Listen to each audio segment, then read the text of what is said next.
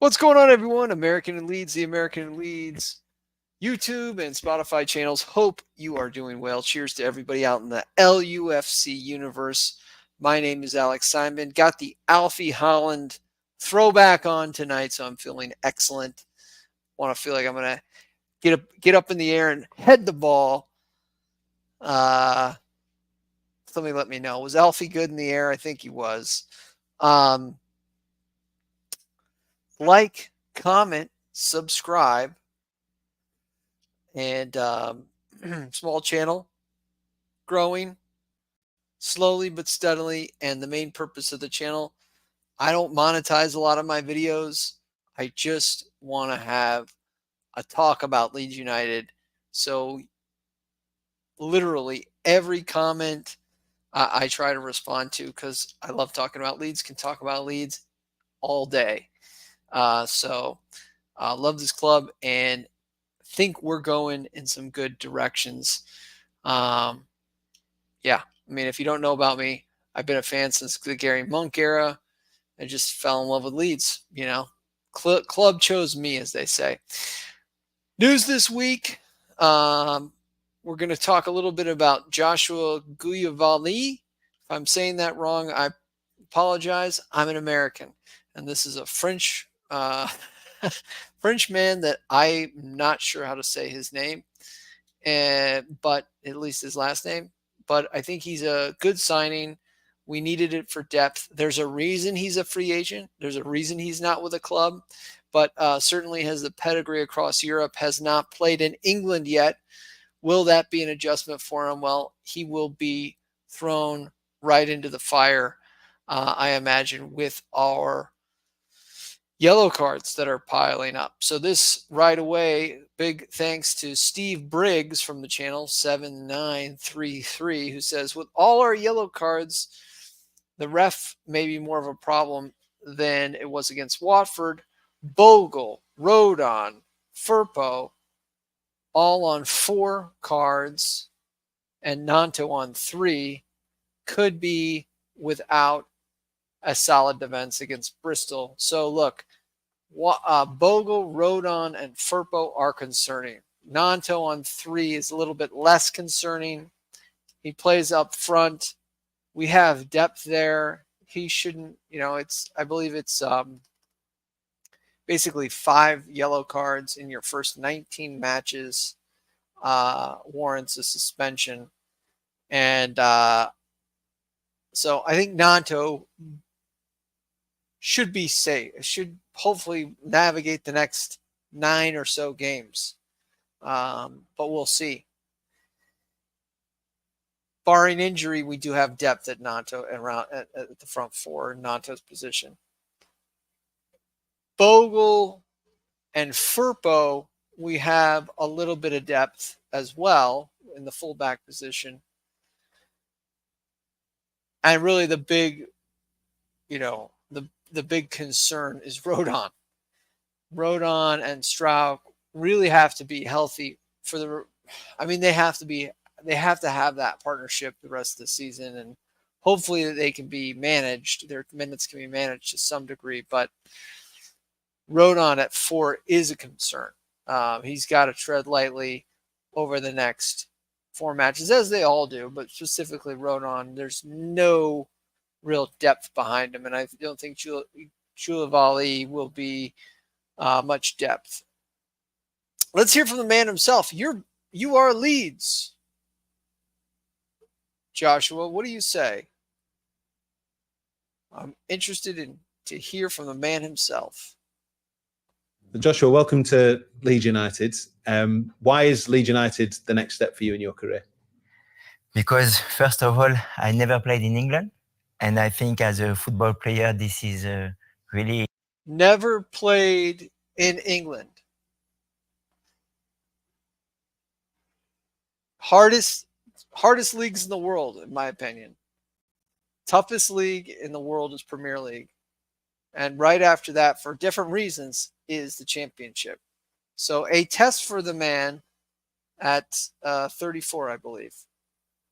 Amazing experience, and for playing for Leeds, an historic club, this is a Yes, wonderful opportunity for me, and I'm looking forward to to train with the team, help the team on the pitch, outside the pitch as well, and hopefully that we set our goals. I guess this was the kind of opportunity you've been waiting for, haven't you, since the summer? Yeah, of course. I had some offer, but nothing that I would said, okay, let's do it. And when my agent called me and said that Daniel has interest to sign me, I said, yeah, let's go straight to Leeds. And sometimes in the life you have some opportunities and you don't have to miss it. So I said, okay, I will definitely not miss it, and I'm really happy to be there. Because you understand the size and stature of this football club and the goal this season, which you feel you can help us achieve. Yeah, of course. When I spoke with my family, with my friend, when I said Leeds, they said, wow, Leeds United. And you know that even Leeds is very famous in France. Olivier Dacour played there as well. Marcelo Bielsa was there. Really good trainer. He trained one of the biggest club in France. So we always, as a French, we always follow Leeds. And to be part of this amazing club is really something that I'm really thankful. Do you play a bit like Olivier Dacour? Yeah, we are aggressive player. I remember Olivier Dacour when he played also in AS Roma. He was really aggressive, and we have some friends together. So I will definitely speak with him, and he will give me some advice to make this beautiful journey. Small thing, little thing, but it's good to know that Leeds' reputation across Europe is still what it is, and it's good to hear from a player like this. So, welcome to the club. Even better. And in your career, you've played at the very highest level. You've played for some huge football clubs. What will that bring you into this squad? Can you impart some of that experience on the team? Yeah, of course. When I spoke with I've talked about this before, and he's going to talk about his club history. He has played in big clubs. He's played in the Champions League. He's played in several European competitions. He's played in other big, first divisions in Europe. Those players need to look into their eyes and say, we have been in bigger rooms. We have been at bigger clubs. We've been in bigger situations, and we can handle taking this club up, because the shirt's heavy. I mean, we've talked about this before, and that's what makes what Marcelo Bielsa did even more remarkable. But I like the fact that this guy has a proven track record, and the fact that he is won trophies. He's been at big clubs. This is important. With our manager, he knows what I can bring on the pitch and also outside the pitch, because we don't have to forget that we have injured players, and I'm there to help them. And when they will recover, I will also help the young players. And when you are now 34, you can bring something else that only on the pitch. And this is what I mean. Of course, I'm a football player and I would love to play until 45 years old, but we have to open the eyes, and that if you really want to help the team, you have to help your teammates. And that's why I was captain like everywhere where I played, because I'm someone that always thinking about how can I make my teammate better? How can I improve? I can make everything that everyone goes on the same side, because the season is very long, and sometimes you can forget, you can be like, okay, we don't know, we are used to, we are a little bit tired, because even in championships you don't have the Christmas break. So I'm here for helping the team, and I really hope that we will go to the Premier League. And you've joined a very good team that's doing. Again, it's important to me that he was a captain. Who we had in the locker room is important, and I'm glad that the front office, the 49ers Enterprises, Daniel Farco, is sensitive to the fact of who we bring into this locker room is important, that the personality is important. It's not just about the talent that we bring in. Doing very well, and that will help things, won't it, for you when you settle in? Yeah, of course, it's always better to jump in the team when they are winning. And I was there for the game against Sheffield United, and it was a really amazing performance. We had like they had no chance, and we could score more than 2 goals. So yeah, it's a really good feeling. Going up takes a team. I mean, it winning a championship takes a team. I mean, you see it in other championship squads. There is a cohesive. You have to genuinely, I think,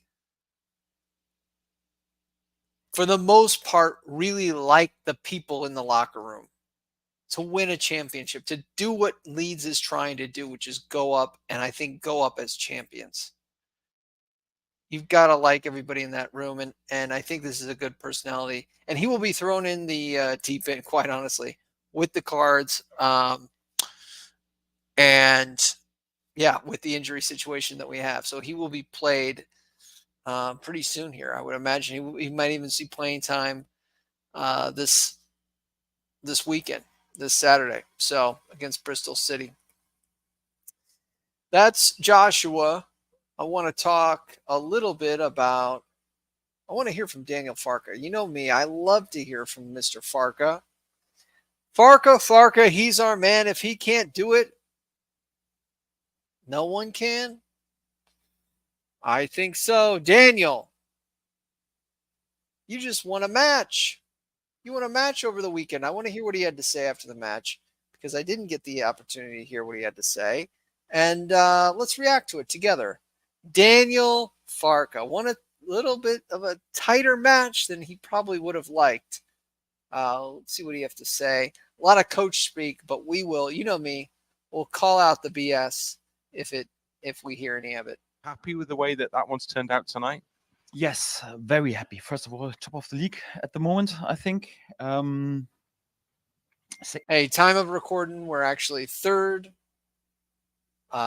We are basically third because of Burnley's has the tiebreaker because of the head-to-head. We have the same goal difference, same points, but the head-to-head we have lost. And then Sunderland got the benefit of some calls, and we'll see. We'll talk about Sunderland here in a minute, but we're currently third as the time of this recording. Big compliments to our supporters today. I think we had also a tough time for 50 minutes in the second half. They sticked with us, helped us, and they were amazing tonight. And I'm pretty happy. I tell you what, after 10 minutes, I was really worried because we went into this game. Last Friday night was more or less magic. We got so much praise. The whole national media praised us. Everyone speaks about. Even Chris Wilder said, "Wow, the big favorite. No one will finish above Leeds." Everything was easy. And then we go into this game after 10 minutes, 2-0 up. And I've experienced such a situation so often already. It's interesting. He took what Chris Wilder said to heart. That's interesting. A long way to go. Shouldn't really, I don't know. That's interesting to listen to Chris Wilder. I did as a fan, but. So sometimes it's too easy, then you do one step less, then you concede a goal, and the whole momentum changed. Not today. So the only thing that was missing in the first half was the third goal. We had chances.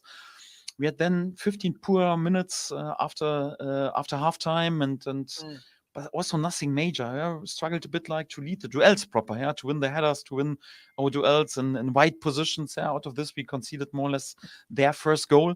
And then it's always the same. Then you get nervous. You ask yourself, "Oh, do we have to change something?" The crowd gets a bit nervous normally.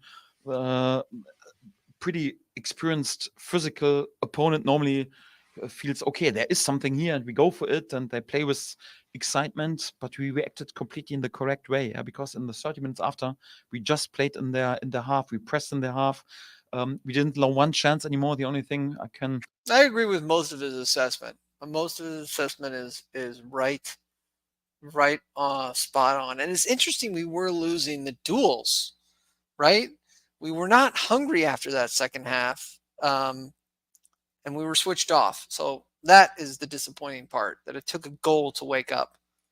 I can criticize us. We didn't score the third goal, so we had so many good situations. Yes, but anyway, then you have to defend further on without any mistakes. We didn't do one mistake, and I've managed many games also when the momentum after such a first goal changed, and then you drop points. Not today. So for that, I'm pretty pleased, and the maturity we showed after this difficult 50 minutes in the second half was excellent. Yeah, I think the way the two goals were scored by us as well was strange, and the crowd I think thought the same thing. Yeah. We're thinking, well, this is going to be quite straightforward, but it never is it? Yes, that's right. And but we kept going also in the first half. Really had two excellent chances, and could and probably should have scored at least one. Then the game is buried. But you just need one little spark for the opponent. And of course, they wanted to show reaction here and to gain something. And they scored out of this one situation when we were not really awake in this moment, and gave too easy this goal away because we lost the duel in the I agree. We were not awake in that moment. And those are the moments where, as a fan, if you remember watching the Premier League, you've got to be switched on the entire game, every second of the game. You can see we get away with moments of not being switched on. And this was one of the times where we paid the price. The white area.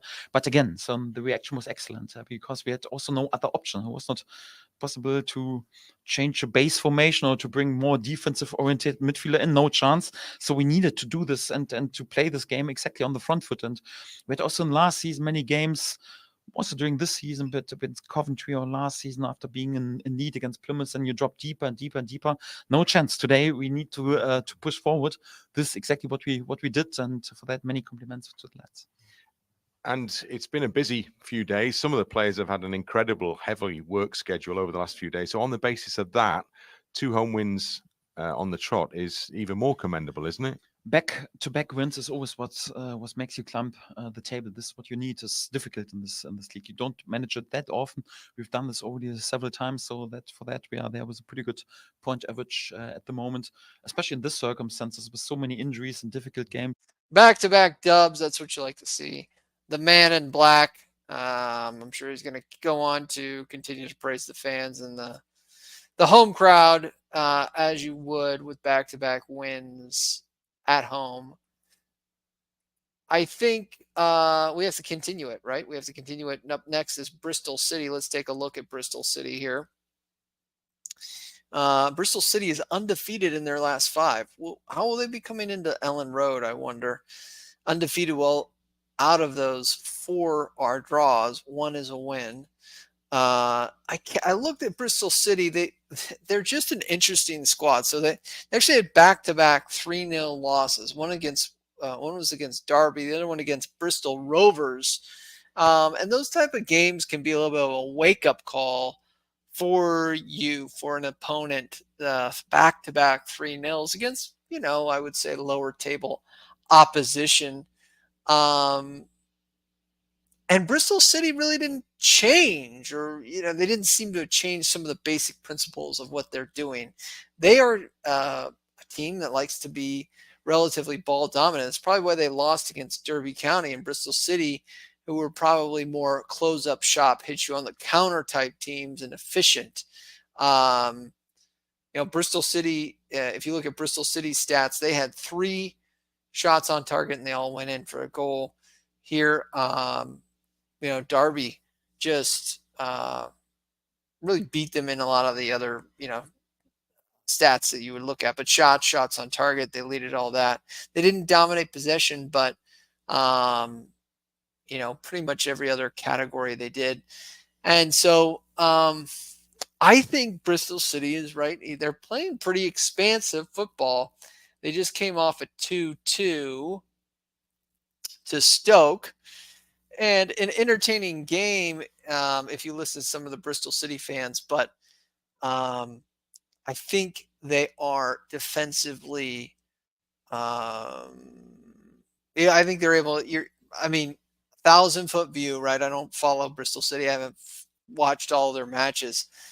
But I think they can be got at defensively. It'll be interesting to see how they play, if they still try to play that with possession And they came back in this game in the second half with Wells, 2 goals by Wells in the 50th and 52nd minute. But you haven't really seen Bristol City with like 30% possession this campaign. So it'll be interesting to see if they do close up shop, how effective that is, because that seems to be the strategy, right, against Leeds United. Teams have really tried to play that 5 at the back. But if they don't have the principles installed on a short week, Leeds United can come out and hurt them, because we know how to play against that type of tactic. Vice versa, if you do come out and play against Leeds United, we're happy to give you the ball at some times. I mean, Farke would never come out and say this, but we're happy to hit you on the counter, because we do feel like we're pretty efficient in the front 4 as well. So Bristol City have their hands full. It is away. This will be Bristol City's, when we're away, it is a cup final. Bristol City, I'm sure, will be packed out their stadium, all ready to take down Leeds United, all ready to sing Leeds are falling apart again. So it will be a dogfight, as it always is in the championship. Early game on Saturday. And I expect nothing but the best from Bristol City. I expect them to come out and play us in a difficult match. I also expect us not to get very many calls, because this is England and this is the EFL Championship, and we are Leeds United. We are the EFL's meal ticket, as we all know. I'm sure, quite honestly, I mean, this is the thing about the championship, and that's something that needs to be fixed. I'm just going to go on a little bit of a rant. But if the championship loses Sunderland and Leeds in the same year, and then let's say they have Southampton and, I don't know, smaller clubs, maybe like an Ipswich go down, Southampton goes down, Everton's a big club. I don't think they'll go down. They have 3 small clubs go down, and they have Leeds, who's a huge club, go up, and Sunderland go up. That's a serious revenue problem for the EFL. Of course they're biased. Of course they want to see Leeds come. We sell out every game. We are huge in terms of TV revenue. Just spitting facts here, folks. So if you're the EFL, the championship, and you're struggling for money, do you really want Leeds to go up? Could be a bit of a problem for you. I don't know. I don't know what to say. All I can say, we can state facts. That's a fact. We can also state facts like, Daniel Farke got letters of apology from the EFL last year about getting calls wrong. And I think it happened in 3 or 4 games. If all those games were changed and the goals were given or whatever, or the goals were taken away or penalties were given, whatever we missed, I can't remember. It's too, quite honestly, upsetting to look at sometimes. But we would have been automatically promoted. So I'm really hoping, because there was a poorly reffed game tonight between Sunderland and Luton. I'm really hoping that the EFL gets it together. They don't have to be perfect, but they got to get the obvious. And I feel like it's been okay in terms of at least Leeds United games being reffed. But it's just another thing that we have to overcome, because it's Leeds United versus the world. That's right. My name's Alex. Thank you for joining me. I will probably see you after the Bristol City game. Might pop on Just Joe. I've been invited to his channel. His channel is the community. I really believe that. If you want the best, most accurate news, turn into Jeer. If you want the community, a little taste of the community, turn into Just Joe. My name's Alex. I'll see you next time.